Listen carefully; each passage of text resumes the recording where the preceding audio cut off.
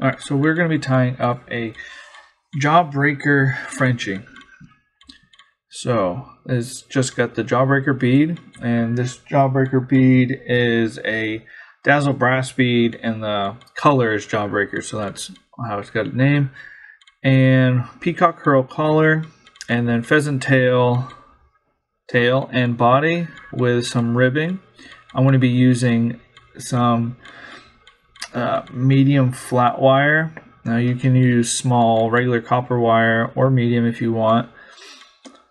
And this is on a size 12 hook, and this bead is a size 1/8.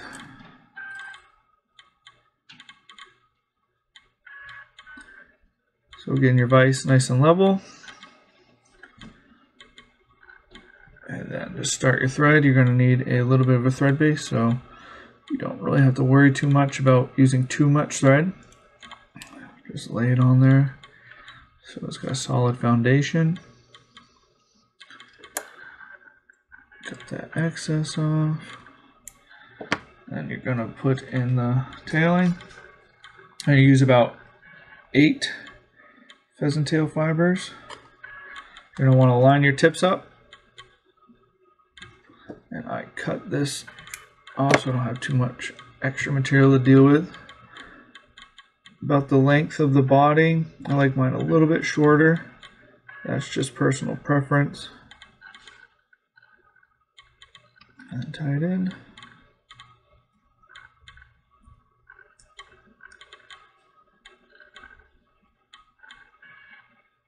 Also, I throw a couple thread wraps underneath the tail. Adds durability and flares the tail up a little bit. You can have it nice and straight if you want. It's personal preference. Trim that all off. And then you're going to take your wire next. And I tuck it underneath the bead and then tie it back. So I'll just put a little bit underneath the bead and then tie it in. And not touching wraps going back, just palmer it back.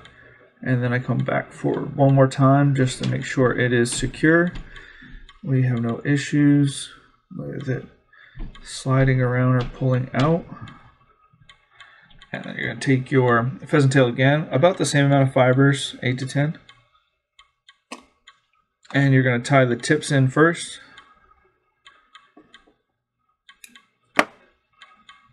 And so you're going to have the stubs sticking out the back. And just secure it with your thread. Move forward. If you have a rotary vise, this is going to be making this a lot easier. And you're just going to take it and rotate your vise.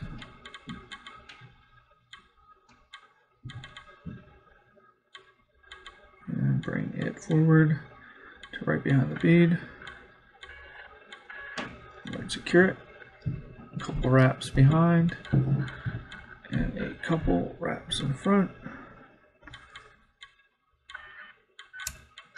Now I wrapped the pheasant tail away from me, so you're going to want to do a counter wrap with, so if you did end up wrapping it away from yourself, you're going to wrap the wire towards yourself and vice versa. So I'm going to start wrapping it forward. These aren't touching wraps, there's a little space so you can segment the body.